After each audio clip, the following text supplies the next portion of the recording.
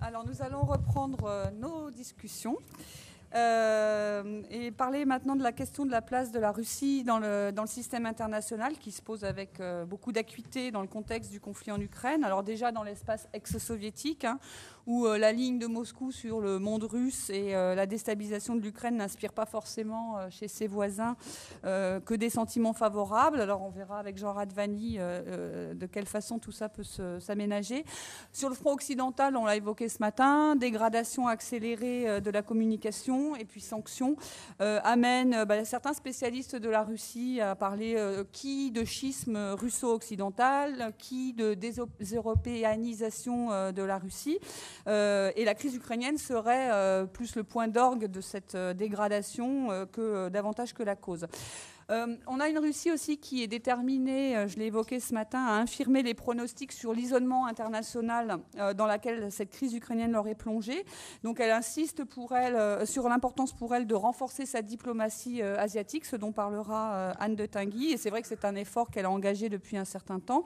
Elle insiste aussi sur le dynamisme des cadres multilatéraux dans lesquels elle inscrit de plus en plus sa politique extérieure, l'Organisation de coopération de Shanghai, les BRICS, dont parlera Julien Vercueil tout à l'heure. Et c'est vrai que ce sont deux groupements qui, sur fond de crise en Ukraine en 2014, ont connu quelques évolutions qui pourraient être importantes, il faudra le voir, mais c'est en tout cas pas anodin sur fond de bras de fer russo-occidental. Et on verra donc ce que donneront les réunions de ces deux formats de dialogue et de coopération qui se tiendront de façon, je pense, assez symbolique à Oufa en Russie cet été. Donc on verra ce qu'il en est. Et une autre question qui va être traitée par l'ambassadeur de Jamais, c'est comment en fait la Russie peut-elle justifier de la cohérence entre la ligne qu'elle a suivie en Ukraine, d'une part, et d'autre part son discours auquel nous nous étions habitués sur la centralité de l'ONU, la centralité du droit international pour la gestion de la paix et de la sécurité internationale. Et donc c'est sur toutes ces questions et certainement d'autres que nos quatre intervenants vont nous apporter des éclairages sans aucun doute très intéressants. Nous avons commencé avec l'ambassadeur Alain de Jamais, qui a de nombreuses cordes à son arc et qui, entre autres choses, est l'auteur d'une biographie de Paul-Louis Courier qui a été primée à plusieurs reprises. Je vous laisse la parole. Bien, merci.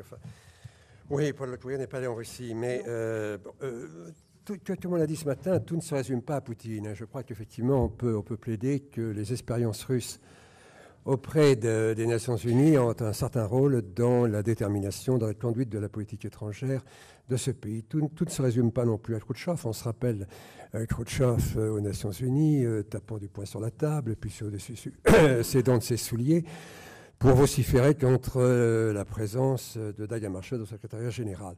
Mais la présence de Khrouchtchev aux Nations Unies, ça signifiait que la Russie s'intéressait aux Nations Unies, à la différence de beaucoup de pays occidentaux dont les dirigeants, dont les chefs d'État ne venaient pas à New York. La Russie, effectivement, joue le jeu des Nations Unies. Elle est, après tout, elle est fondatrice des Nations Unies, comme d'autres puissances. Elle a participé à la rédaction de la charte, beaucoup moins que les Américains et les Anglais, beaucoup plus que les Français. Elle est quand même, évidemment, l'auteur de cet attachement au droit du veto, et elle avait milité à l'époque pour faire entrer la Biélorussie et l'Ukraine, qui est partie intégrante de l'URSS d'alors, dans la composition des Nations Unies. Elle a boudé pendant un temps, en 1950, parce qu'elle reprochait aux Nations Unies de ne pas avoir donné le siège de la Chine à Mao Tse-tung. Et en son absence, les alliés, les Occidentaux, en ont profité pour pousser le Conseil de sécurité à faire intervenir l'ONU dans l'affaire de Corée. Elle a tiré la leçon de cette absence et elle a, à partir de là, incontestablement cherché à être très très présente aux Nations Unies. Elle est donc présente aux Nations Unies. Alors le système des Nations Unies, qu'est-ce que c'est ? Ce sont des organes, elle est présente dans tous ces organes, Conseil de sécurité bien sûr, elle joue le jeu, 70%, vous le savez, des résolutions du Conseil de sécurité portent sur l'Afrique, et vous verrez tranquillement, là, abstraction faite de l'affaire ukrainienne, la Russie voter calmement toutes ces résolutions sur l'Afrique. Elle fait partie de tous les organes. Elle se bat beaucoup moins que d'autres pour absolument inscrire un expert, un délégué quelconque dans une instance subalterne des Nations Unies. Donc, elle joue placidement, tranquillement sa place. Elle l'occupe aux Nations Unies. Elle est membre des grandes conventions créées par les Nations Unies. Droit de la mer, à la différence des Américains. Cessation des essais nucléaires, à la différence, là encore, des Américains. Elle n'est pas membre, en revanche, comme les Américains, mais comme la Chine, comme la plupart des pays musulmans, de la Cour pénale internationale. Enfin, vous vous rappelez qu'en 1948, elle n'avait pas voté la Déclaration des droits de l'homme et des citoyens. Mais le système des Nations Unies, qu'est-ce que c'est? Ce sont aussi des principes. Alors, ces principes, les principes cardinaux, trois. La souveraineté, l'intégrité territoriale, l'indépendance politique. C'est le principe cardinal. Et ça signifie quoi? Ça signifie le refus de l'ingérence, charbonnier et maître chez soi.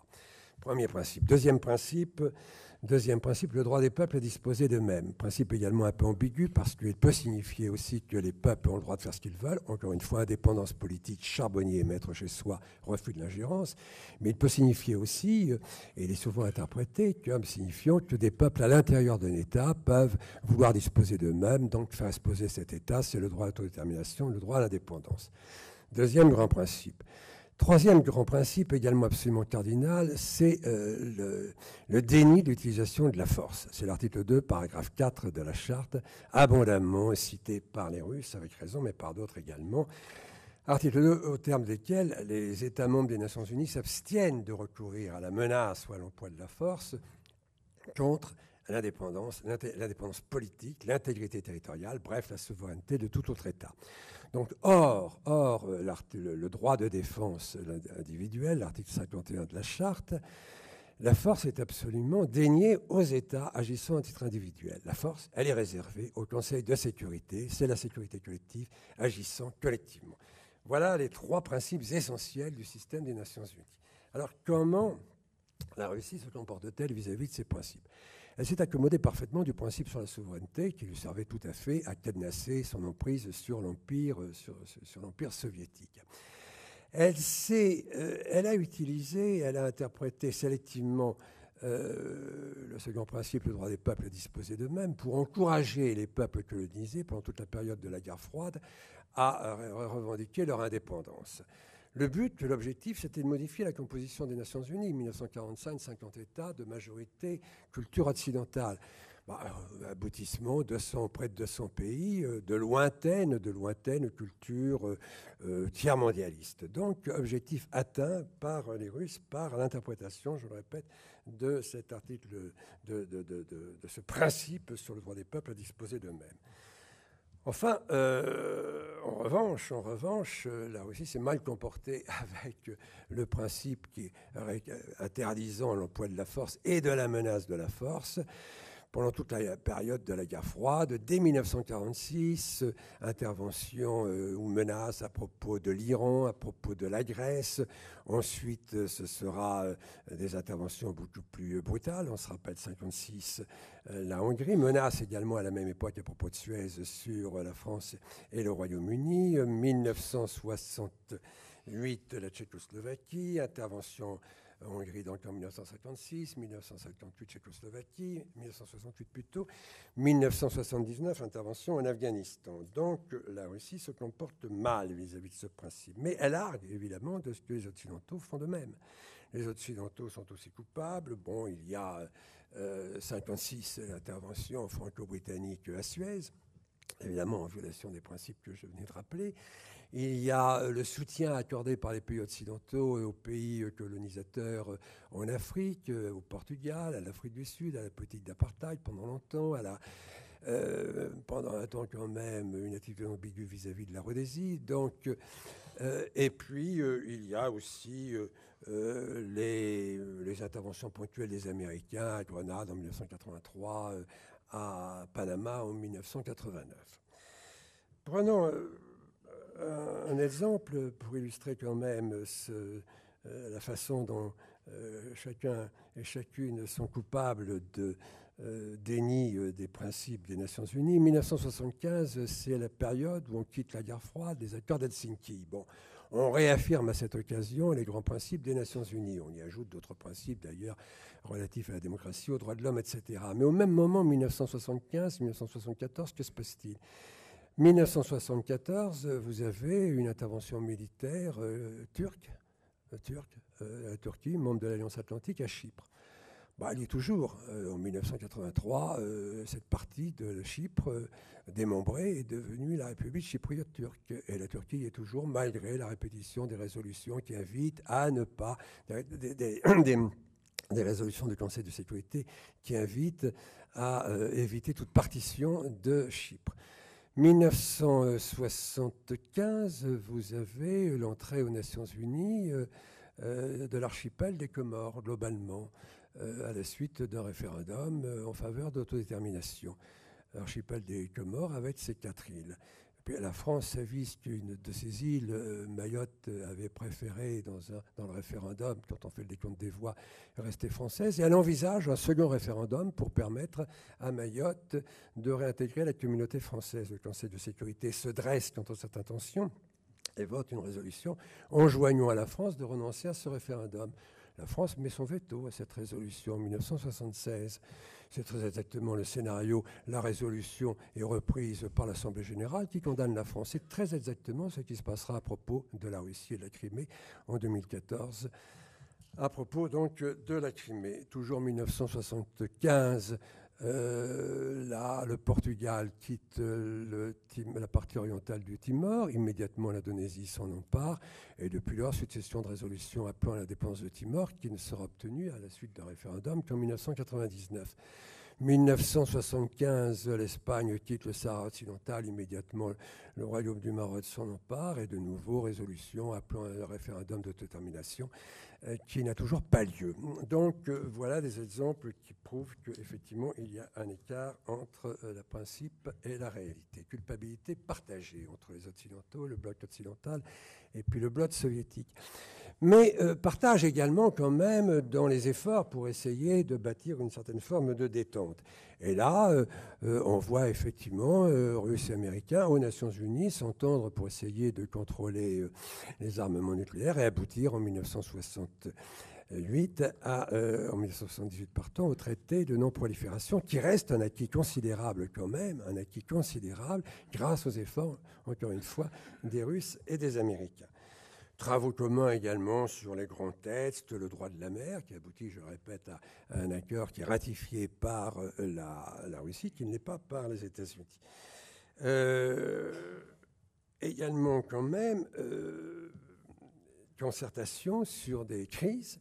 Les Français, intelligemment, en 1968, ont conscience que les Russes ont quand même un rôle à jouer au Moyen-Orient. Ils cherchent à les associer à une concertation de 4 membres permanents du Conseil de sécurité pour mettre en œuvre la fameuse résolution 242 sur le règlement de paix au Proche-Orient. Ça démarre pas mal d'ailleurs, ça démarre à New York, tout à fait confidentiellement, mais dans le cadre des Nations Unies, ça échoue parce que les Américains se retirent, ils préfèrent des négociations directes. Donc, concertation à 4 et l'effort de coopération qui se poursuivent sur pas mal de sujets, notamment sur la fin de la colonisation. On va arriver vers la fin de la guerre froide et vers la dissolution de l'URSS. Cette dissolution, elle n'est pas due à l'effet des résolutions de l'Assemblée des Nations Unies, elle est due, comme beaucoup plus vous le savez, à la propagation des idées propagées par la Conférence sur la sécurité et la coopération européenne. Mais on essaie de refaire le point avec la Charte de Paris en 1990, donc accord, là, encore une fois, entre le bloc, l'ancien bloc soviétique et puis les Occidentaux. La Charte de Paris va de nouveau renouveler son adhésion aux principes des Nations Unies et elle y ajoute les principes tirés des accords d'Helsinki sur démocratie, liberté d'expression, communication des idées, etc. Voilà, alors c'est à l'épreuve ces principes de la Charte de Paris 1990 sont aussitôt mis à l'épreuve. Et la Russie se comporte assez bien puisque c'est la dissolution de la Russie proprement dit, et ça se passe bien, ça se passe pacifiquement, à part quand même quelques incidents tout en quand même des vies humaines dans les pays baltes. Mais pour prix quand même de cette dissolution pacifiste, ce qui est quand même tout à fait extraordinaire par rapport à ce qui s'est passé pour les empires coloniaux, là, Moscou garde le privilège d'occuper le siège de membre permanent qui était autrefois dévolu à l'URSS. Alors ça se passe bien pour la Russie en 90-91, ça se passe beaucoup moins bien dans les Balkans à propos de l'Europe et de la Yougoslavie. La Yougoslavie, plusieurs républiques fédérées qui étaient membres de la Yougoslavie veulent leur indépendance. Indépendance qui était permise au titre de la constitution de la Yougoslavie, mais sous réserve de l'accord de tous les pays. Belgrade, évidemment, ne veut pas, parce que Belgrade revendique le même droit pour les minorités serbes qui stationnent dans certaines de ces républiques fédérées. Au départ, l'Occident hésite. Le secrétaire général des Nations Unies, Pérez de Cuéllar, à l'époque, ne veut pas que les Nations Unies soient saisies de la crise yougoslave en 1991 parce qu'il considère que c'est une affaire intérieure yougoslave. Le sommet de l'OTAN en novembre 1991 admet l'idée de l'indépendance des républiques fédérées yougoslaves, mais subordonnée à un accord général sur le droit des minorités serbes. Cet accord général est recherché, n'est pas obtenu, et la Croatie, la Slovénie, la Bosnie-Herzégovine, malgré l'absence de cet accord général, obtiennent leur indépendance. Les Nations Unies se saisissent du problème parce qu'il y a conflit, elles créent la Force-Pronu.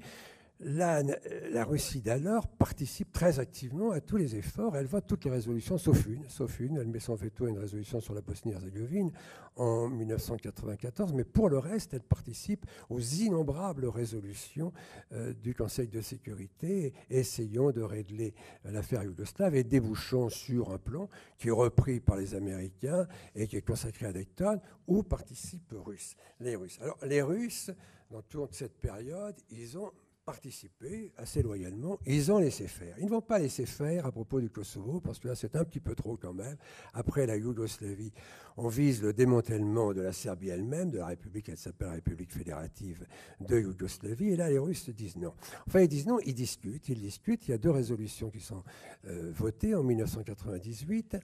Ces résolutions incitent à la retenue la Serbie. Il préconise un régime d'autonomie renforcé pour le Kosovo, mais pas l'indépendance. Et ces 2 résolutions, en même temps et régulièrement, réaffirment tout à fait solennellement l'attachement de tous les États membres au maintien de l'intégrité territoriale, de la souveraineté de la République de Serbie, de la République fédérative de Serbie. Voilà le texte des résolutions votées en 1998. Et les Russes votent la première, s'abstiennent sur la seconde parce qu'ils hésitent sur le rôle donné à l'OTAN pour faire la surveillance aérienne du cessez-le-feu, mais ils se comportent de manière assez loyale. Et puis, en 1999, vous avez le drame de Ratchach, où des Albanais sont massacrés par les Serbes. La conférence de Rambouillet se réunit.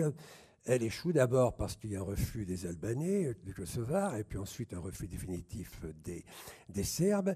Et l'OTAN passe à l'attaque. Comme vous le savez, l'OTAN passe à l'attaque en contournant une décision du Conseil de sécurité. Il n'y a pas de recours au Conseil de sécurité. Alors on dit, mais vous voyez bien, il fallait que l'OTAN frappe, parce que les Russes auraient mis un veto. Alors certainement, ils auraient mis un veto à une intervention militaire, mais ils n'auraient peut-être pas mis un veto à la poursuite des négociations, parce que ce qu'on oublie, ce que l'on ne dit jamais, c'est qu'au mois de janvier 1999, après Ratchach, le Conseil de sécurité a quand même accepté est tombé d'accord à voter 2 déclarations présidentielles qui condamnaient la Serbie, mais qui recommandaient quand même la négociation, la poursuite de la négociation par un groupe de contact, et qui demandait au groupe de contact de faire rapport. Le groupe de contact s'est peut-être réuni, mais n'a pas fait rapport. Donc le Conseil de sécurité a été totalement contourné par les Occidentaux. Arrêt des frappes, reprise des travaux du groupe de contact, ça débouche sur un accord, lequel est repris in extenso par le Conseil de sécurité avec vote unanime, donc participation des Russes. Et cette résolution du Conseil de sécurité, 1244 du 9 juin 1999, confirme l'idée de donner un statut d'autonomie renforcée au Kosovo, et surtout réaffirme son soutien à l'intégrité territoriale, à l'indépendance politique, à la souveraineté de la République fédérale yougoslave. On sait ce qu'il en est arrivé. Les élus du Kosovo ont réclamé l'indépendance qu'ils ont proclamée en 2008. Voilà, mais il y a d'autres exemples de ce déni entre la réalité, entre les normes des Nations Unies, du système des Nations Unies, et puis la réalité. À propos du Kosovo, la résolution 1244 recommandait, enfin pas recommandait, mais décidait la démilitarisation de l'armée de libération du Kosovo. Qu'à cela ne tienne, les Kosovars veulent garder leur armée. Eh bien, le représentant spécial du secrétaire général dit on va vous appeler non plus LN, mais force de protection civile, et vous n'avez qu'à ôter vos écussions sur vos uniformes. Voilà, la leçon sera retenue. Elle sera retenue toujours en Crimée en 2014. Je passe sur le fait qu'en 1998, les Américains et les Anglais, en dehors de toute autorisation du Conseil de sécurité, bombardent en décembre 1998 l'Irak.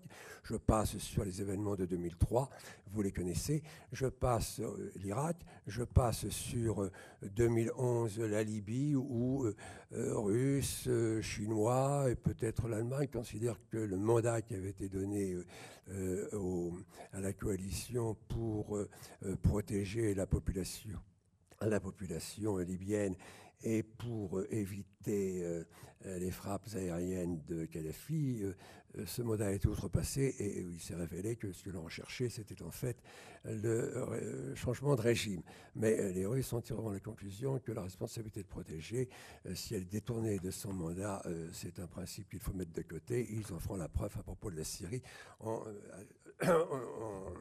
interdisant le vote par leur veto de 3 résolutions invoquant la responsabilité de protéger à propos de la Syrie. Alors, le problème, c'est que toutes ces violations en fait, des principes du système des Nations Unies ont eu un témoin et un acteur. Ce témoin, c'est un homme qui, pendant 40 ans de sa vie, il est diplomate depuis les années 70, qui, pendant 40 ans de sa vie, a été mêlé aux questions onusiennes. Il a été ambassadeur de son pays aux Nations Unies de 1994 à 2004. Il est ministre des Affaires étrangères de la Russie. Il s'appelle Sergueï Lavrov. Cet homme a tout vu. Il a tout vu. Alors, est-ce qu'il en a... Il a joué le jeu. Il a joué le jeu sous les années Yeltsin. Est-ce qu'il en a tiré ce fameux sentiment d'humiliation que l'on évoque aujourd'hui pour essayer d'expliquer le goût de la revanche des Russes? Ça, je suis incapable de prononcer, mais ce qui est certain, parce que lui-même il avait de l'humour et il présentait de manière plutôt enjouée les conversations téléphoniques qu'il était supposé avoir avec son président Yeltsin. Mais une chose est certaine, c'est qu'il a tiré le sang de ce qu'il a vu. Il a vu l'hypocrisie de ceux qui proclament le respect de l'indépendance, de la souveraineté, l'intégrité territoriale, etc., et qui en même temps la bafouent. Et alors je pense quand même qu'il peut donner conseil. Il peut donner conseil à son président en évoquant les précédents et en disant qu'au fond, ce que la Russie se prépare à faire, les autres l'ont fait, donc ça peut passer. Précédent, une manifestation populaire à Kiev a lieu le 22 février 2014. Une manifestation populaire qui rejette un accord conclu la veille par le gouvernement ukrainien et par l'opposition, avec la présence et la caution de 3 ministres occidentaux qui d'ailleurs décampent dès l'accord signé. Et cette manifestation populaire débouche sur le rejet de cet accord. Bon. Ça se passe à Kiev. Quelques jours plus tard, une autre manifestation populaire, alors là, de la République autonome de Crimée, qui déclare se prononcer pour un référendum d'indépendance et pour son retour à la Russie, son annexion par la Russie. Précédent. Voilà à peu près comment probablement résume la Russie, ou plutôt le MID, pour alimenter les activités du président. Alors voilà, quelle leçon tirer je ne crois pas qu'il faille en tirer la leçon que tout se vaut, effectivement, que l'on puisse mettre sur le même plan certaines activités de l'Alliance ou certaines activités occidentales, et puis les actes de plus grande ampleur suscités par la Russie. Je crois que la véritable leçon à tirer, c'est qu'il faut faire attention aux mots, c'est que lorsqu'on est membre des Nations Unies, il faut peser les mots, il faut savoir ce qu'ils veulent dire, et avec discernement, et savoir véritablement connaître leur sens, et refuser de répéter les formules que l'on est prêt à bafouer.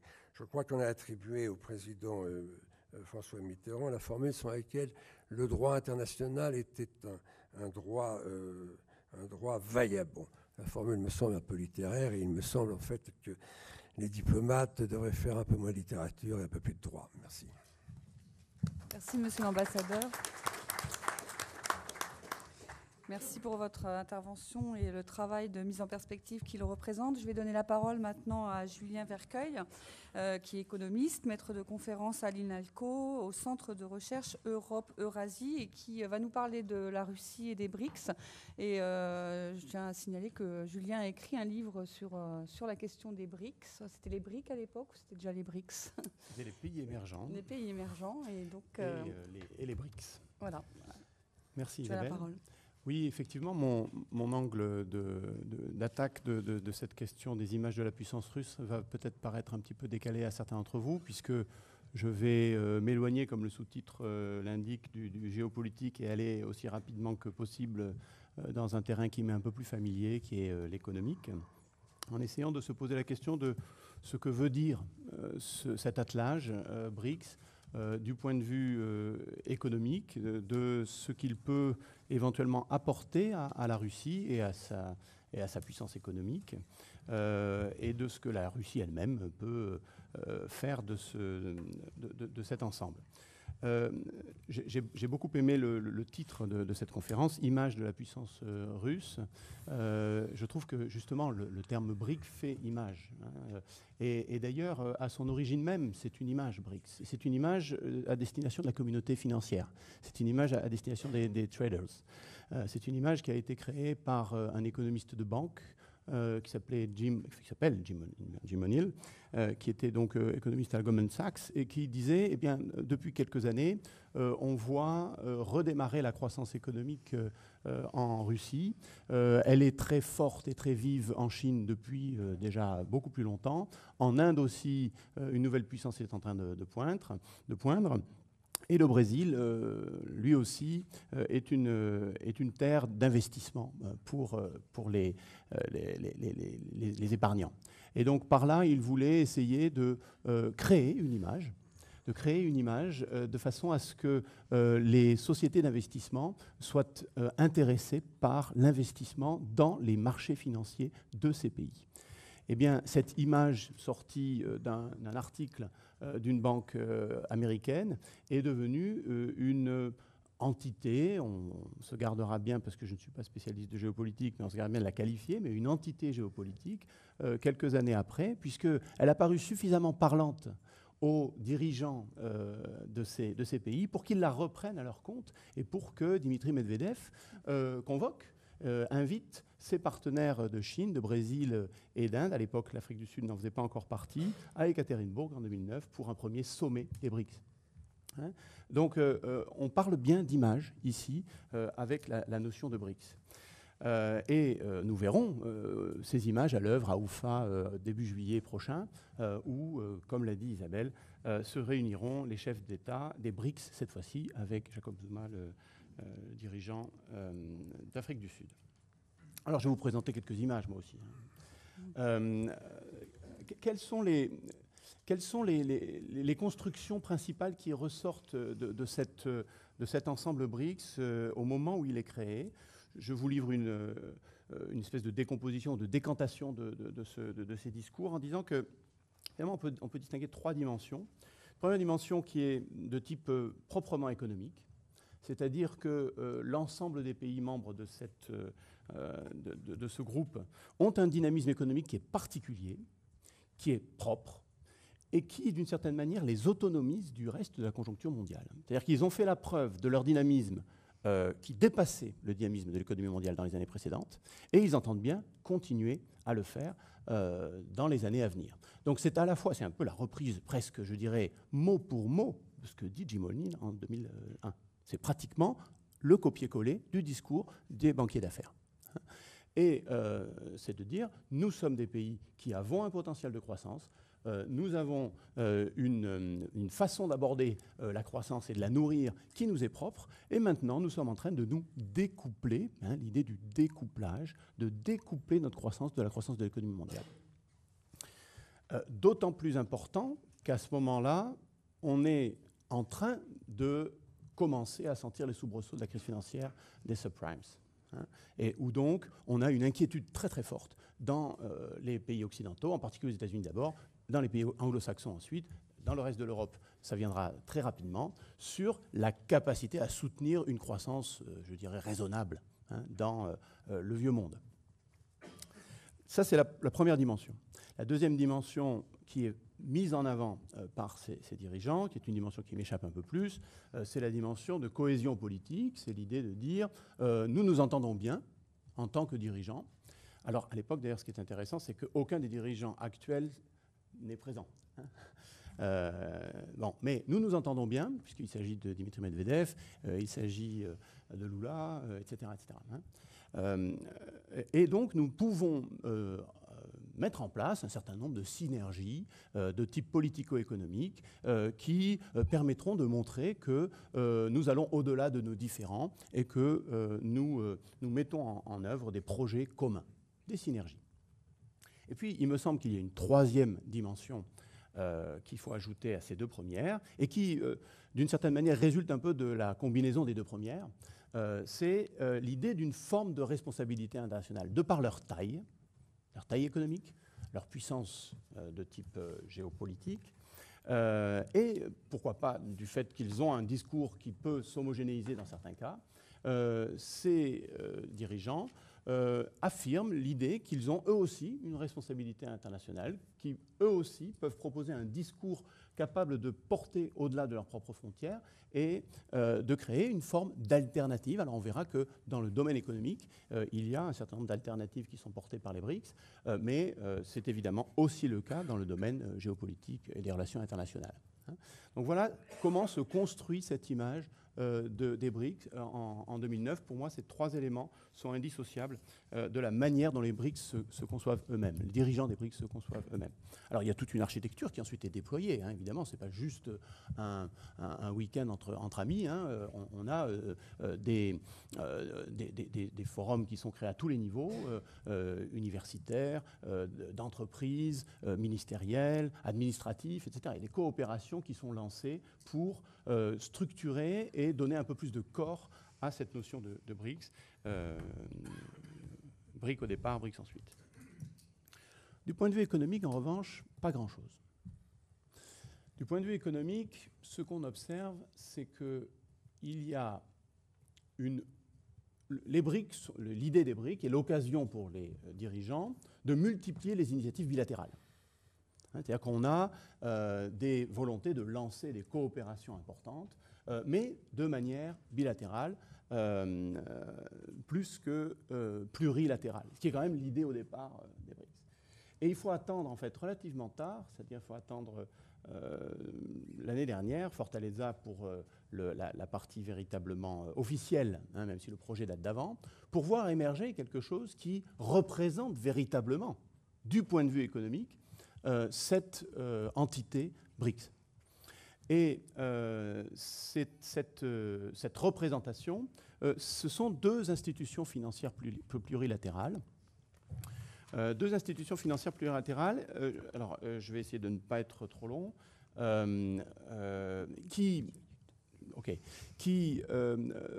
tombent à point nommé parce que, dans un premier temps, les BRICS ont essayé de jouer à l'intérieur des institutions financières multilatérales pour peser davantage dans les processus de décision, faire en sorte que les droits de vote soient rediscutés, notamment au Fonds monétaire international. Mais ils se sont rendus compte assez rapidement que les processus étaient très longs, pour parler de manière un peu euphémique. hein.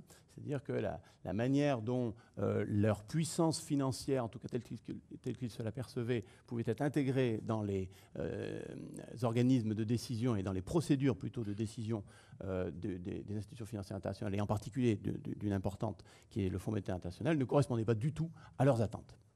Et donc, ils proposent une alternative. Voilà une alternative, cette fois-ci bien plurilatérale, c'est-à-dire que là, ce n'est pas du bilatéral. Et on va mettre en place donc un dispositif contingent de réserve qui est une institution financière dotée, disons potentiellement, de 100 milliards de dollars, qui est habilitée à intervenir à chaque fois qu'un pays en fera la demande à cette institution financière pour faire le travail du FMI, c'est-à-dire aider le pays à redresser un déséquilibre temporaire de sa balance des paiements. Donc, ce type de dispositif est là pour des interventions qui sont des interventions ponctuelles de rééquilibrage en cas de problèmes liés à une insuffisance de réserve en devise d'un pays suite à un choc extérieur. Alors, ce dispositif contingent de réserve, c'est celui dont j'ai parlé en premier. Vous voyez déjà qu'il a une forme d'asymétrie interne, hein, c'est-à-dire que le principal bailleur de fonds en termes de garantie, c'est quand même la Chine, très très largement. Et ensuite, vous avez 3 autres pays, la Russie, le Brésil et l'Inde, qui interviennent au même niveau, et l'Afrique du Sud beaucoup moins. Et puis, à côté de ce dispositif-là, une deuxième institution financière est créée, qui est la Nouvelle Banque de Développement, qui est dotée de 50 milliards de dollars. Et là, on a un agenda, un mandat en fait de cette banque qui représente le mandat de la Banque mondiale. Hein, c'est-à-dire comment aider un pays à déployer des investissements en infrastructure, des investissements structurants pour augmenter ses capacités à se développer. Hein, on est plus en termes de capabilities, c'est-à-dire de construction de capacités à se déployer sur le moyen et sur le long terme. Deux institutions donc, qui se veulent des alternatives aux institutions de Bretton Woods.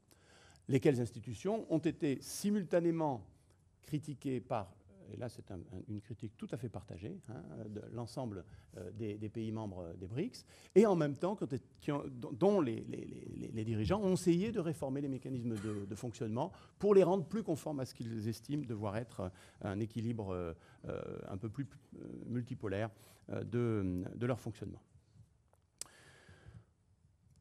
Alors, à l'intérieur des BRICS, le sentiment qu'on a au moins en lisant les images projetées par le pouvoir politique sur sa vocation à l'intérieur des BRICS, on a le sentiment qu'on a vraiment un objectif majeur qui est l'objectif géopolitique, hein, surtout depuis la présidence Poutine, mais qu'à l'intérieur de cet objectif géopolitique, qui verrait en fait les BRICS comme un espèce de démultiplicateur, hein, une caisse de résonance de la capacité géopolitique de la Russie, on verrait, en plus de cela, des moyens qui sont la manière dont la Russie peut aider et intéresser ses partenaires en termes de technologie d'un côté, d'apport de technologie, en termes énergétiques de l'autre, de coopération énergétique, pour faire en sorte que l'attelage BRICS soit gagnant-gagnant, hein, où la Russie devient l'un des leaders, parfois les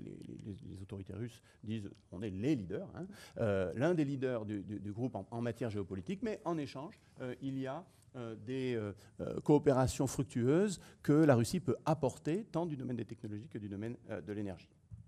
Alors, je vais peut-être accélérer pour arriver aux interrogations, puisqu'il ne doit plus me rester beaucoup de temps. 4 minutes. 4 minutes, bon, très bien. Quelles interrogations peut-on porter face à ces ambitions, ces images? Je vais commencer par des questions de type conjoncturel. Évidemment, on en a un peu parlé dans la première partie de cette réunion, les questions conjoncturelles pèsent lourd au sens où on a le sentiment qu'il y a, on pourrait dire presque une double divergence. D'abord, une première divergence globale de l'ensemble des pays des BRICS sur les trajectoires rêvées de développement.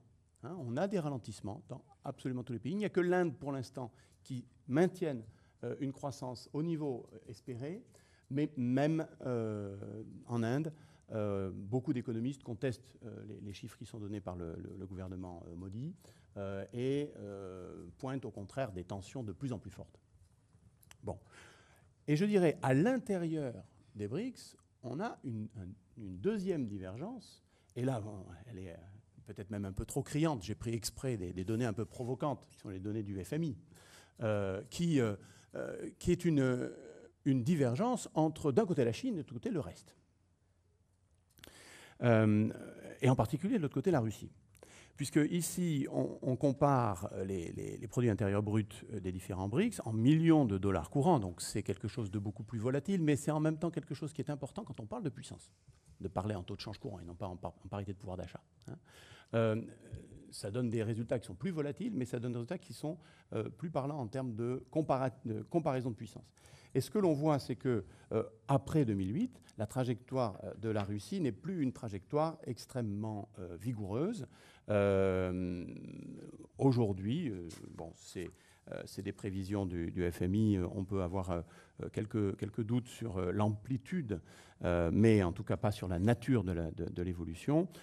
Aujourd'hui, les projections pour 2015 du PIB en dollars courants de la Russie, compte tenu à la fois de la décroissance, enfin de la crise d'environ 3% qui se profile, et à la fois du fait que le rouble a chuté, on fait passer le PIB de la Russie du 9/10e rang au 15e. Donc, une chute brutale dans la hiérarchie en taux de change courant des produits intérieurs bruts, même s'il faut prendre avec précaution ce type de comparaison. Ceci, voilà, pour donner une idée. Deuxième point, cette crise entraîne évidemment un stress financier très fort. Et c'est peut-être en partie d'abord un stress financier pour la Russie. Ce qui a mis la Russie dans une nouvelle situation vis-à-vis de ses partenaires des BRICS. C'est-à-dire que maintenant, la Russie est un peu plus demandeuse de relations qu'elle ne l'était. Et je pense qu'il faut lire aussi l'accélération de la conclusion du contrat gazier avec la Chine comme la résultante de cette nouvelle attitude de la Russie vis-à-vis de la Chine en matière de flux financiers. Elle en avait vraiment besoin de cet accord. Et puis des questions de type plus structurel, peut-être qu'on pourra revenir dessus dans la discussion. Il y a une asymétrie fondamentale à l'intérieur des BRICS, on le voit ici. Une puissance, c'est une puissance, pour être technologique et géopolitique, il faut qu'elle soit industrielle. Il faut que ce soit une puissance industrielle. Et l'industrie, bien sûr, continue d'exister en Russie.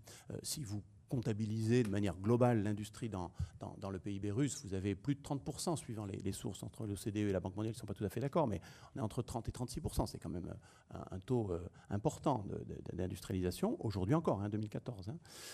Mais si vous regardez la part de l'industrie manufacturière à l'intérieur de la totalité de l'industrie, la situation change tout à fait. C'est-à-dire qu'autant pour la Chine, cette part est de 90%, autant pour la Russie, elle est de 50%. Et donc, aujourd'hui, l'industrie manufacturière russe représente 9% de l'industrie manufacturière chinoise. Donc, 11 fois plus importante. Donc, cette asymétrie joue un rôle important.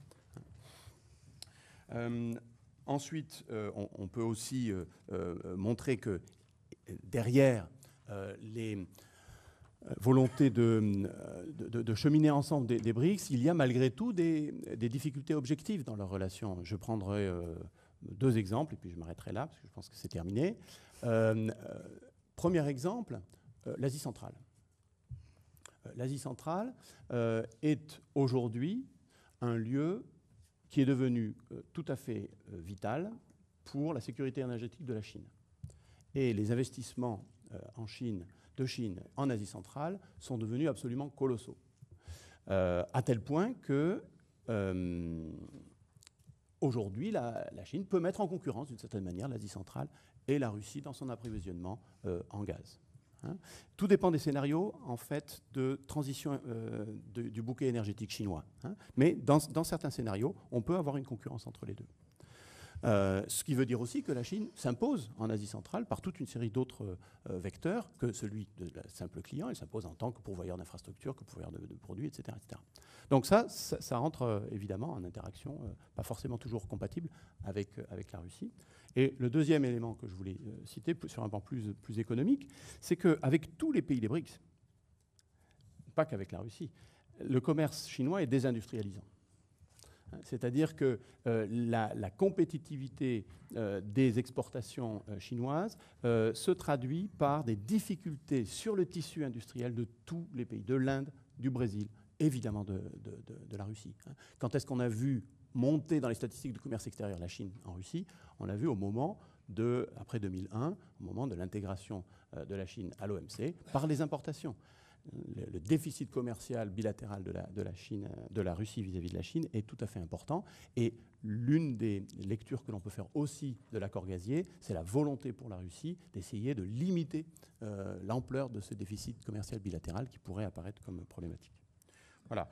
Donc, peut-être pour terminer, je dirais que les BRICS sont une très très bonne illustration, à mon avis, de cette difficile articulation qu'on a vue plusieurs fois ce matin pour la Russie, entre articuler une politique régionale et une politique globale. La Russie se veut une puissance normative, elle l'est, c'est une puissance normative, mais elle se veut une puissance globale et du point de vue économique, elle n'en a pas les moyens. Je vous remercie.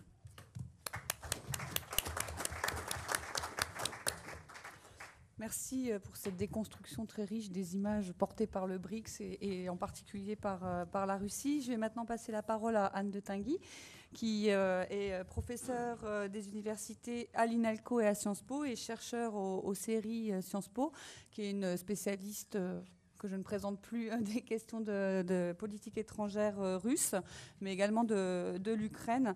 Anne va nous parler du tournant éventuel tournant asiatique de la Russie vers l'Asie. Isabelle, merci beaucoup. Merci aussi aux organisateurs pour cette journée ou demi-journée qui était extrêmement riche. Merci aussi à Julien parce qu'il a fait la transition et qu'il m'a introduit le sujet qu'il m'a été demandé de traiter. La question qui m'a été posée, que vous avez sur votre programme, y a-t-il une diplomatie russe plus asiatique? La réponse est clairement et sans ambiguïté oui, avec des résultats qui sont indéniables. Il y a une volonté qui a été accentuée depuis la crise ukrainienne et la détérioration des relations russo-occidentales, une volonté de développer cette diplomatie.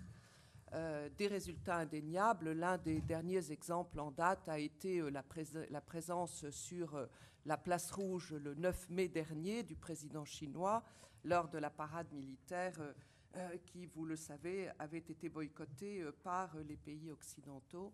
Visite du président chinois au cours de laquelle de nombreux accords ont été signés. Alors, cette région Asie-Pacifique représente pour la Russie aujourd'hui un enjeu majeur, un enjeu probablement économique, un enjeu aussi stratégique. Clairement, la Russie cherche à montrer qu'elle a des alternatives aux partenariats occidentaux et qu'elle a la capacité à réorienter ses relations vers l'Asie. Et donc les questions que je voudrais poser dans ces quelques 10 à 15 minutes est de savoir si la Russie a en effet une capacité de réorientation. Est-ce qu'il y a une réorientation de la diplomatie russe? Et est-ce que les démarches qui ont été faites, sont faites, confortent la puissance de la Russie? C'est-à-dire, qui dit puissance, dit la capacité de la Russie à peser sur la définition des équilibres internationaux. Le premier point que je voudrais souligner est que l'intérêt pour l'Asie, l'intérêt de la Russie pour l'Asie n'est pas nouveau. Il y a des siècles que les Russes s'interrogent sur leur rapport à cette partie du monde et sur la question de savoir si l'identité russe est européenne, asiatique, euro-asiatique, eurasienne, etc. Que la Russie a développé un discours sur le pivot vers l'Asie, Ça n'est pas un discours qui est uniquement américain. Les Russes l'ont développé, et ce, bien avant 2014. C'est-à-dire que ça fait déjà plusieurs années que les Russes soulignent que le centre politique du monde, politique et économique, se déplace vers l'Asie, et que la Russie est directement concernée par cette évolution. La dimension économique a été au départ très importante pour la Russie. Sergueï Lavrov, et là aussi c'est intéressant de voir qu'il a fait des déclarations en ce sens avant 2013-2014, déclaré en 2013 que la Russie entendait être présente dans la région qui est, je cite, la locomotive du développement de l'économie mondiale. Ça permettait à la Russie de réorienter ses échanges vers des marchés asiatiques plus porteurs et dynamiques que les marchés européens. Ça lui permettait de chercher de nouveaux partenaires susceptibles de l'aider à développer la Sibérie orientale et l'extrême-orient russe. Et là, il y a un point qui est très, très important, c'est que le développement de ces régions orientales était perçu en Russie comme devant faciliter l'intégration de la Russie dans la zone Asie-Pacifique. En fait, on revient à une idée qui avait été développée par Gorbatchev sur l'extrême-orient russe, fenêtre ouverte sur l'Asie, expression de Gorbatchev, c'est-à-dire tremplin de la politique de la Russie en Asie-Pacifique. Autrement dit, bien avant la crise ukrainienne et la détérioration des relations avec l'Occident, enfin c'est vrai que cette détérioration, elle n'a pas commencé non plus avec la crise en Ukraine, il y a eu de nombreuses initiatives russes à l'appui de cette volonté d'être plus dynamique en Asie-Pacifique. Le partenariat avec la Chine, dont je vais parler, qui remonte à déjà bien longtemps. Et puis, d'autre part, en 2012, rappelons-nous le sommet de l'APEC qui a eu lieu à Vladivostok, pour lequel les Russes avaient fait des investissements lourds à Vladivostok, toujours avec cette idée, là, la notion d'image est très importante. Alors, la Chine, eh bien, clairement, pour donner corps à cette réorientation, la Russie s'appuie d'abord sur le partenariat avec la Chine. Ce partenariat est le pivot, depuis plusieurs années, de la politique russe dans la région. Il donne corps à l'objectif de multipolarité qui est, vous le savez, depuis les années 90, au cœur de la politique étrangère de la Russie.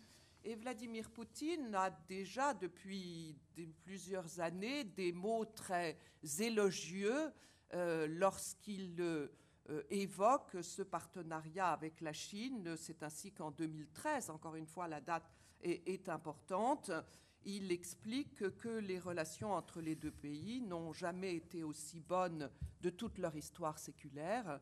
Elles ont été, dit-il, elles sont caractérisées, dit-il, par un haut degré de confiance mutuelle, de respect pour les intérêts des autres, de soutien sur les questions essentielles. Je ne cherche pas à comparer, mais vous faites vous-même la comparaison avec d'autres partenariats de la Russie.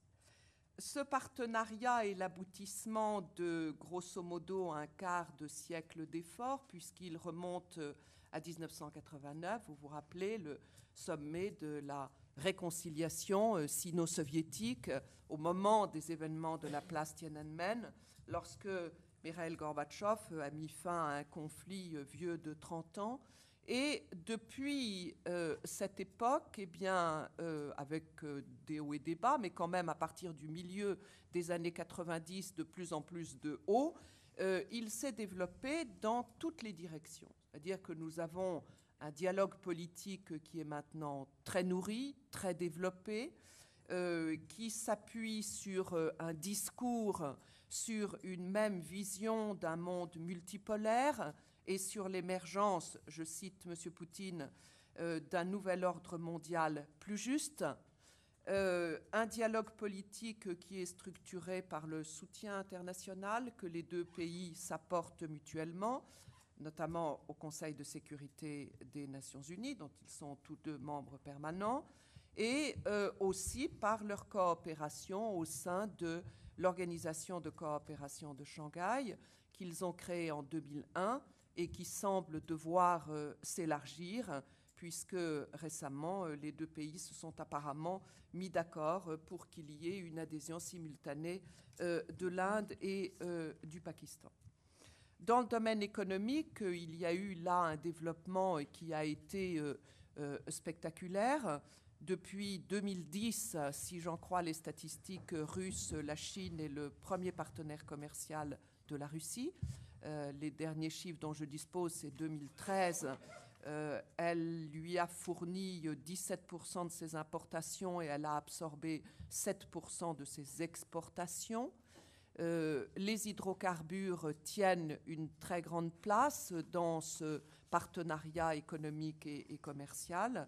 Rappelons la mise en service en 2011 d'un nouvel oléoduc, le SPO, qui a permis à la Russie de devenir un des grands fournisseurs de pétrole de la Chine. Et puis d'autre part, l'accord qui a déjà été mentionné par Céline Bayou tout à l'heure, cet accord spectaculaire sur des livraisons de gaz qui a été signé en mai de 2014. Autre nouveau domaine de coopération qui est en devenir, mais qui lui aussi pourrait être spectaculaire, la nouvelle route de la soie qui a été lancée en 2014 par Pékin. La Russie est partie prenante à ce sujet. Et là, est-ce qu'il y a une nouvelle étape ou non? Il est trop tôt pour le dire parce que les déclarations ne sont pas toujours suivies des faits. Mais le 8 mai dernier, justement au moment de la visite du président chinois à Moscou, les deux pays ont signé une déclaration commune sur la coopération entre l'Union économique eurasienne, le projet phare de M. Poutine, et la nouvelle route de la soie, l'objectif étant de coordonner les deux projets pour créer un espace économique commun en Eurasie. Coopération aussi dans le domaine militaire. Isabelle Facon en a déjà parlé ce matin, donc je ne vais pas y revenir, simplement pour rappeler qu'il y a deux grands volets. Le volet vente d'armement qui a été extrêmement important, qui a pris une dimension qualitative nouvelle avec en contrat l'annonce par les Russes il y a quelques semaines qu'ils étaient d'accord pour vendre à la Chine le système de défense antimissile S-400, c'est-à-dire ça suppose des transferts de technologie.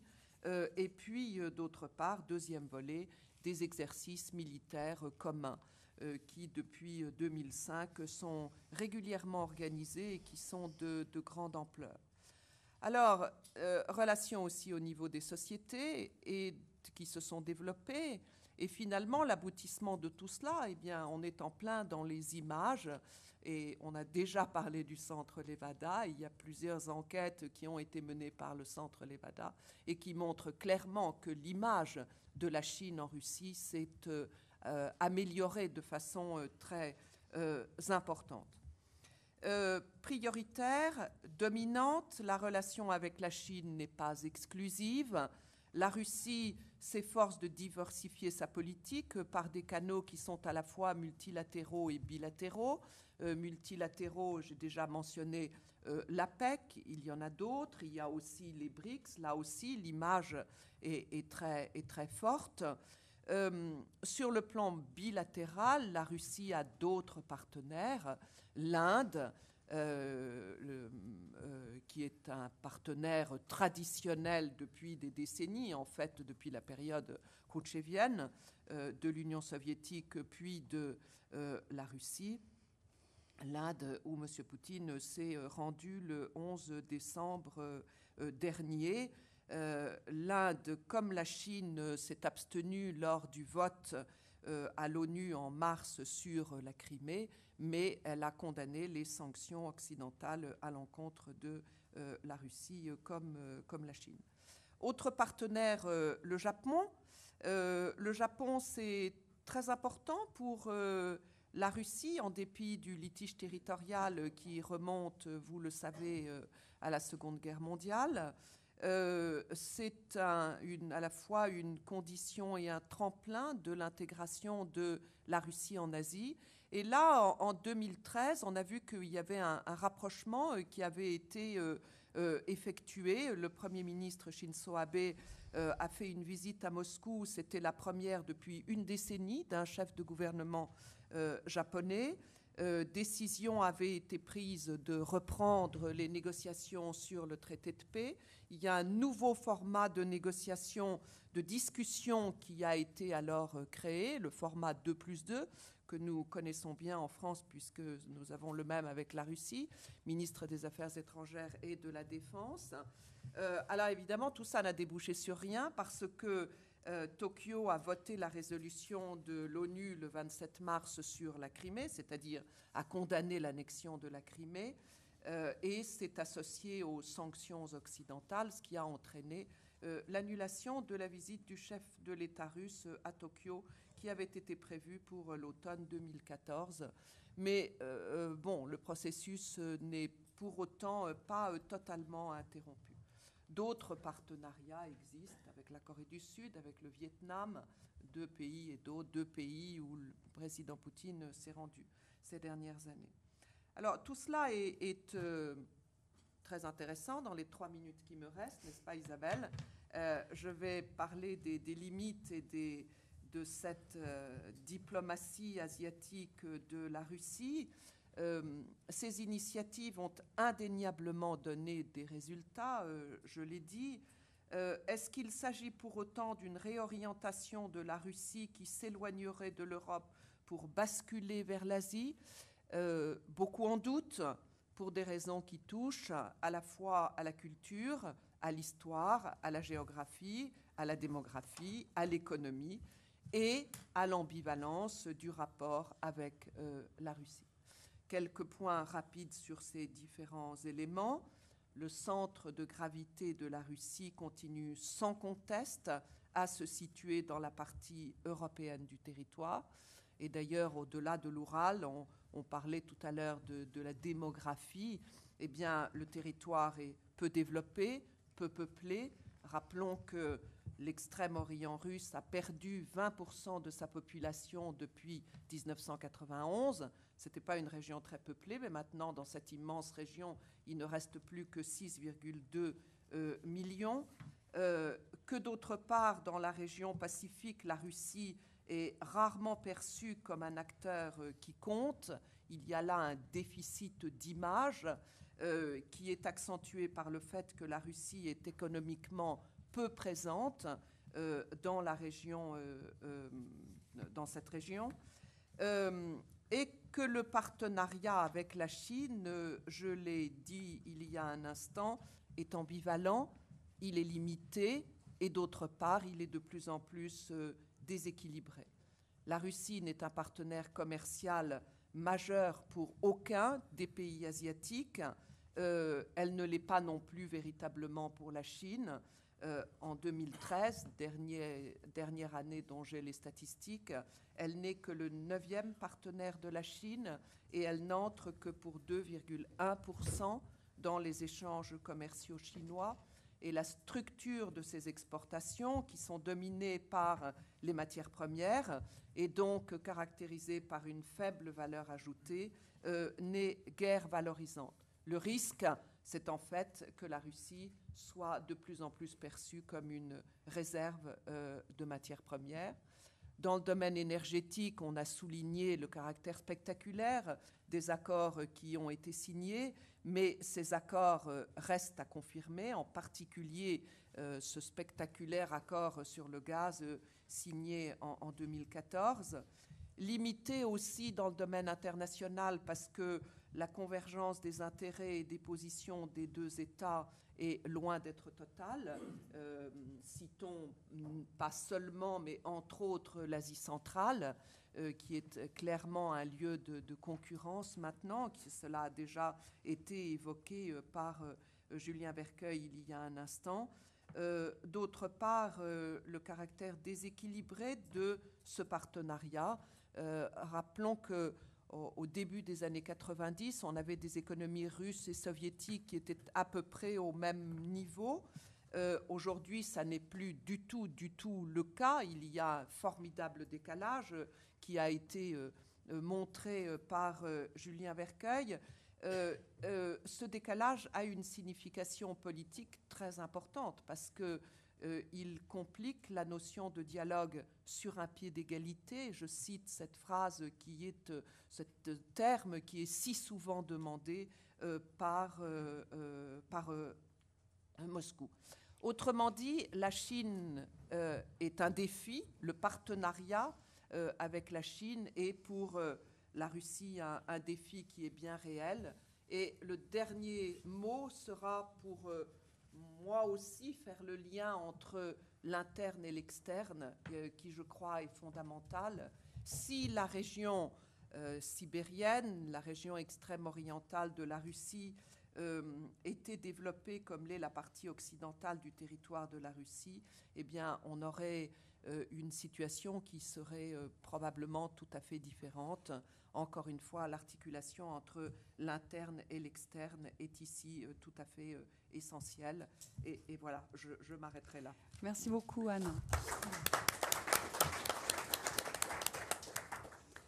Et maintenant, je passe la parole à Jean Radvani, professeur à l'INALCO très bien représenté sur ce panel, qui nous fait l'amitié d'être là, bien qu'il rentre tout juste d'un voyage en Géorgie. Merci beaucoup, Jean. Oui, merci pour cette invitation. Je suis rentré hier soir de Tbilissi où j'ai nagé entre les crocodiles et les hippopotames, ce qui est quand même une situation peu banale. Donc, la Russie et l'ancien empire, conséquence du conflit ukrainien. En fait, ces derniers mois, on a vu 3 événements ou processus majeurs qui concernent cette zone que les Russes ont appelée l'étranger proche. C'est la crise ukrainienne, évidemment, et l'annexion de la Crimée. On en a déjà parlé et j'en reparlerai tout à l'heure. C'est aussi la mise sur orbite de l'Union eurasiatique, c'est-à-dire après maintes tentatives, une formalisation peut-être un peu plus importante de cette intégration économique et douanière, sans l'Ukraine, évidemment. Ce qui représente à la fois un événement important et en même temps un échec de la politique russe en la matière. Et enfin, je voudrais relier aussi ceci à une réflexion sur, je crois que c'est important, le changement de rhétorique, la façon dont, à l'occasion de cet événement ukrainien en particulier, on a vu, ce n'est pas un changement complet, mais quand même un changement important dans la façon dont les autorités russes présentent les fondements, au fond, les fondements à la fois de leur politique intérieure et de leur politique extérieure, et dans la mesure où il s'agit en fait d'une remise en question, dans le cadre de ce monde multipolaire dont on parle, et une critique au fond, du modèle libéral démocratique qui a semblé être celui auquel se rattachaient les Russes après 1991 et qui aujourd'hui est de plus en plus rejeté, critiqué. Et je rejoins là, entre autres, ce que disait Julien Vercueil sur les propositions d'alternatives. Et ça concerne aussi en partie l'ancien empire. Je vais y revenir. Au passage, je ferai une remarque aussi un peu plus générale sur le fait que très souvent, dans l'analyse qu'on fait de la politique extérieure russe et des grandes décisions de la politique extérieure russe, on fait comme si, au fond, elle découlait d'une sorte de stratégie unique, préexistante, immuable, impériale, et on efface un peu dans nos raisonnements les effets des décisions des tiers, que ça soit, et on en a, monsieur l'ambassadeur en parlait, du Kosovo, l'élargissement de l'Union européenne, de l'OTAN, le bouclier antimissile, les révolutions de couleur, le partenariat oriental. C'est-à-dire, on fait comme si, au fond, toutes ces décisions, toutes ces actions qui sont quand même importantes, ne comptent pas par rapport à la position russe, qui est une sorte de position figée et qui n'est pas soumise aux influences de ce type d'événements. La crise ukrainienne, évidemment, Je ne vais pas revenir sur la crise ukrainienne en elle-même, puisqu'il s'agit d'essayer d'en évaluer les effets. Je pense qu'on peut la replacer dans un cadre plus général, à propos de ce que les Russes appellent l'étranger proche, c'est-à-dire les anciennes républiques de l'ex-URSS. Au fond, il s'agit de l'effritement réel, important, du monopole d'influence qu'exerçait Moscou sur cet espace.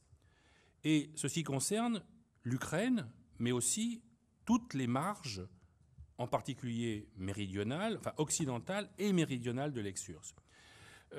L'Ukraine est un cas particulier parce que l'Ukraine, c'est à la fois, du fait de sa position géostratégique, du fait de son rôle de transit dans les exportations de gaz et de pétrole russe, du fait de la proximité culturelle, etc., familiale, démographique. Ça avait été qualifié par Brzezinski de pivot essentiel de l'ex-URSS, et il est clair que les Russes aussi le considèrent comme tel, en tenant compte aussi qu'il y a une sorte de, je ne sais pas, j'ai cherché un terme, de syndrome de consanguinité, c'est-à-dire le rapport entre les Russes et les Ukrainiens n'est pas d'une nature tout à fait traditionnelle. Il y a là quelque chose de beaucoup plus fondamental qui fait que les actions, les interactions prennent tout de suite des caractères à la fois passionnés et extrêmement sensibles. Mais ceci dit, la question ukrainienne n'est pas isolée, parce qu'on trouve ce même type de questionnement sur cet effritement de l'influence russe au Caucase, en Asie centrale, pour diverses raisons, pour des raisons qui ne sont pas forcément les mêmes, mais où, à chaque fois, il y a à la fois une interaction entre des stratégies naturelles de souveraineté et d'identité nationale de chacun des États dès lors que l'URSS a cessé d'exister, et dans un contexte de nouvelles influences extérieures. Influences occidentales, par exemple, les actions européennes, bien qu'elles soient relativement limitées, et surtout américaines, beaucoup plus importantes, en Géorgie, en Azerbaïdjan, en Kirghizie, en Ouzbékistan, des bases militaires, des tubes, le Silk Road Strategy Act, de façon assez curieuse, c'est un document du Congrès américain qui date des années 90, qui pose cette question en ces termes. Et si vous relisez ce document, vous voyez dans ce document des aspects économiques, des aspects politiques, des aspects militaires, ils sont nommément cités, et où le Guam, cette espèce de tentative de formalisation de l'opposition de plusieurs des anciens États de l'ex-URSS à la politique russe. Donc, on a là... Or, ce sont des marges extrêmement sensibles, stratégiquement fondamentales pour la Russie, parce que c'est par là qu'arrivent c'est l'approvisionnement en drogue, et c'est pas seulement un problème de transit, c'est un problème de la société russe, c'est des problèmes de trafic d'armes, c'est le djihad, et c'est à la fois l'entrée d'influences venant du Sud, venant d'Afghanistan, venant des pays du Golfe, par le Caucase, par l'Asie centrale vers la Russie, et c'est maintenant aussi l'exportation, c'est-à-dire des combattants qui vont... il y a des combattants en Ukraine, mais il y a aussi du Caucase et d'autres, mais il y a beaucoup plus de combattants, soit en Syrie, soit en Irak, et tout le monde redoute leur retour. Donc ce sont là vraiment des marges absolument sensibles, stratégiques, et mon impression aussi, c'est que on n'a pas considéré, nous autres, alors je ne reviens pas sur la discussion de tout à l'heure sur les Occidentaux, je pense qu'on sait combien les Européens sont divisés, les Américains aussi, il y a différentes... il y avait en 2008 à Tbilissi, au moment du conflit de la guerre de 5 jours, il y avait différentes équipes américaines qui proposaient des stratégies différentes à Saakashvili. Mais il n'empêche qu'on a là un effet extrêmement important et sur lesquels les Russes sont très sensibilisés et qui expliquent un certain nombre de leurs réactions. Le conflit a lieu, l'Ukraine, la Crimée est annexée. Et naturellement, cela provoque toute une série de déstabilisations. Et en particulier, à la fois parce que il y a l'action elle-même, la façon dont elle est menée, aussi bien en Crimée que dans le Donbass, et puis il y a la rhétorique qui l'entoure. Et les discours et les différentes explications de Vladimir Poutine, ces discours sont tout à fait remarquables, sur les différents facteurs qu'il cite pour expliquer cette action, qui sont à la fois la volonté de revenir à une Russie qui soit un vrai pôle de puissance régionale et mondiale. Il y a les aspects militaires, Sébastopol, en ce qui concerne la Crimée, les ambiguïtés de l'OTAN ou de certains membres de l'OTAN vis-à-vis de l'adhésion éventuelle de l'Ukraine. Et il y a aussi tout le reste du discours, c'est-à-dire sur le baptême de la Russie, sur la proximité, sur le monde russe, la défense du monde russe, les minorités russes bafouées dans les institutions ukrainiennes. Et cette rhétorique nationaliste et patriotique qui a pris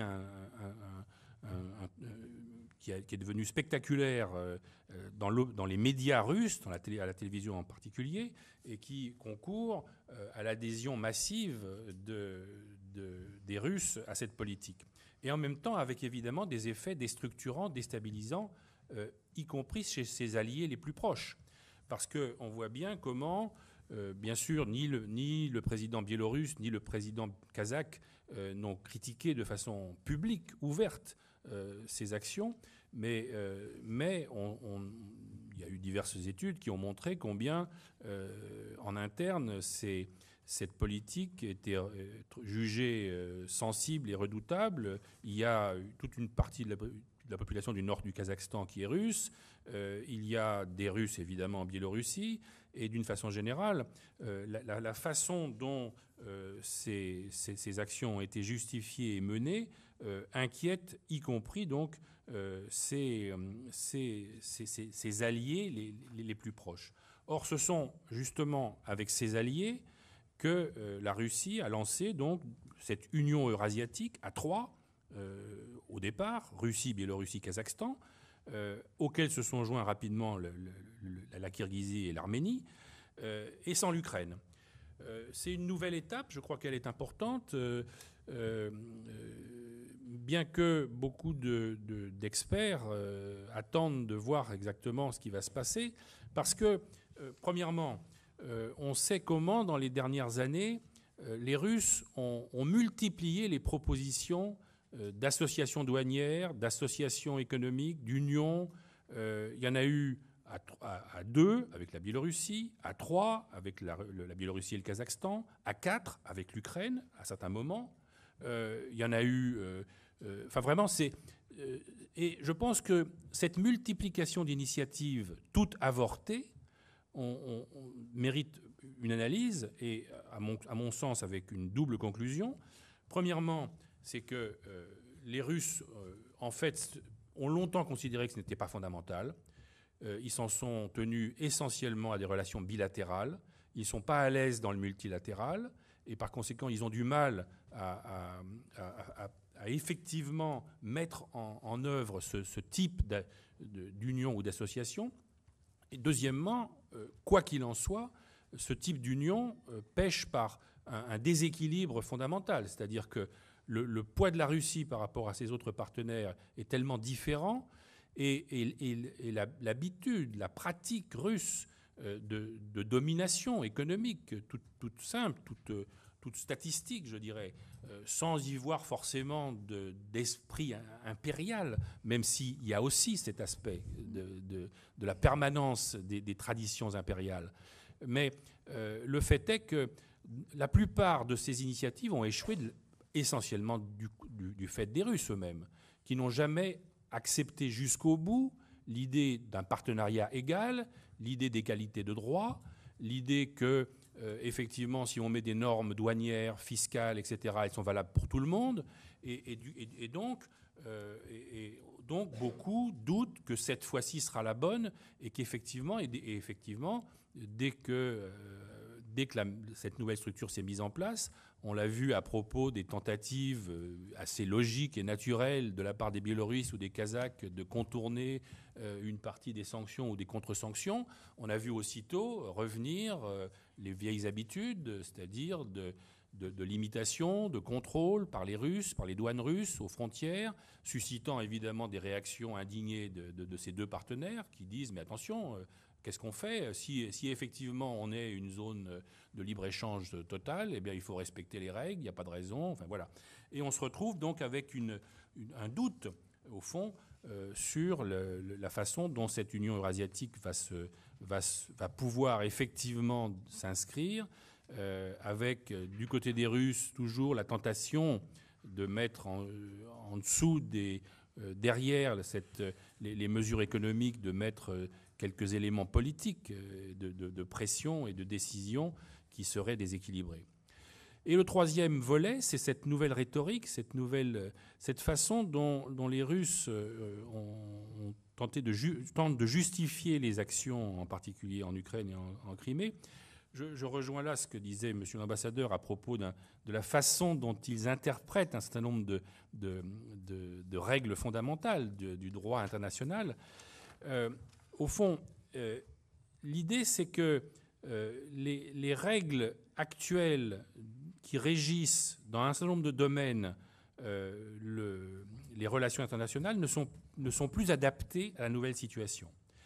Et alors, il réaffirme de façon un pêle-mêle, je dirais, mais enfin, il y a toute une série de discours. C'est à la fois, effectivement, le refus d'ingérence dans les affaires intérieures des autres États. C'est le soutien aux régimes en place, y compris quand ils sont des régimes autoritaires, ce qui ne gêne absolument pas Moscou. Mais cela porte sur d'autres questions. C'est la défense des valeurs traditionnelles et de plus en plus cette espèce de nouvelle rhétorique qui est une mise en cause des soi-disant valeurs démocratiques occidentales, européennes ou américaines. Et c'est un type de discours, on l'a vu se développer dans différents terrains, aussi bien sur les questions morales, sur des questions familiales, sur des questions idéologiques.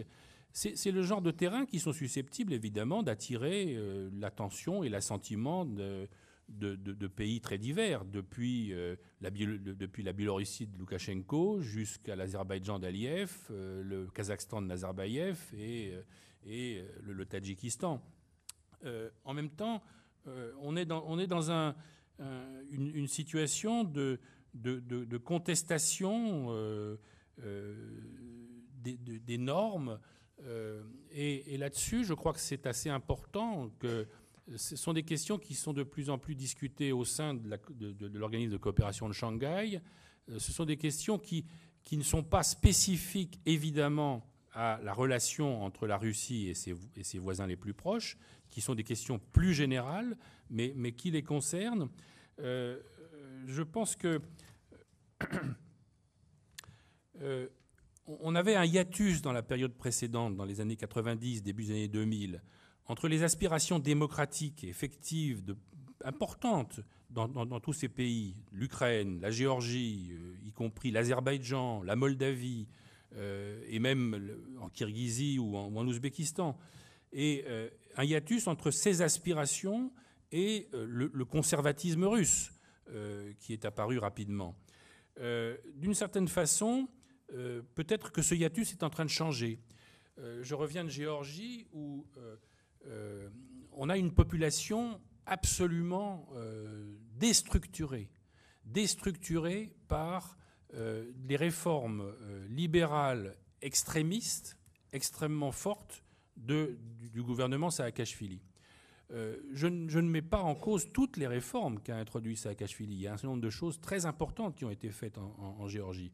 Et en même temps, ce libéralisme outrancier, revendiqué comme tel, a eu des conséquences désastreuses sur une grande partie de la population. Et on a aujourd'hui un certain nombre d'inflexions dans cette population. Les sondages officiels disent qu'il y a plus de 30% de la population qui est maintenant devenue pro-russe, ou disons qui qui se rattachent à cette aspiration vis-à-vis de la Russie. Et la plupart des gens que j'ai rencontrés m'ont dit c'est pas 30%, c'est beaucoup plus. Et donc, quand je vois la nomination de Saakashvili à Odessa, et sa nomination comme apparemment, je ne sais plus quel est le titre exact, responsable des réformes en Ukraine, je suis inquiet, profondément inquiet. Parce que on est dans un... L'Ukraine n'est pas du tout la Géorgie et Odessa n'est pas du tout Tbilissi. Et donc, les conditions donc d'évolution de cette situation, je ne dis pas... Alors bien sûr, la majorité de la population ukrainienne, certainement, a des aspirations européennes, démocratiques, etc. Mais les conditions dans lesquelles s'effectue ce passage sont extrêmement difficiles et on peut avoir des réactions tout à fait inattendues. Et par ailleurs, les Russes vont devoir gérer un calendrier, je dirais, qui n'est pas simple du tout dans cette région-là. La succession de Nazarbayev et la succession en Ouzbékistan sont des plus incertaines. Or, il y avait une relation de confiance et de grande proximité entre Eltsine et Nazarbayev d'un côté et entre Poutine et Nazarbayev de l'autre. Enfin, et personne ne sait exactement quelle sera l'attitude des prochains dirigeants kazakhs. Or, c'est là un partenaire absolument majeur. Et le contexte lui-même a changé. Parce que, au-delà des effets de la crise ukrainienne, comme l'a dit Julien et Anne de Tinguy, on a maintenant de nouveaux acteurs. Et la Chine est de plus en plus présente. Et donc, les conditions d'influence, de regain d'influence de la Russie au Caucase, en Asie centrale, sont désormais marquées par un jeu beaucoup plus complexe qu'il ne l'était encore il y a 10 ans. Il y avait un jeu relativement simple entre les Américains essentiellement, puisque les Européens jouaient un rôle quand même secondaire dans ces deux régions, et les Russes. Aujourd'hui, on a un jeu qui va devenir ou multi-angulaire. Et ça va compliquer encore les actions russes. Et il n'est pas sûr du tout que cette rhétorique des nouvelles valeurs, des valeurs conservatrices, suffise pour acquérir l'adhésion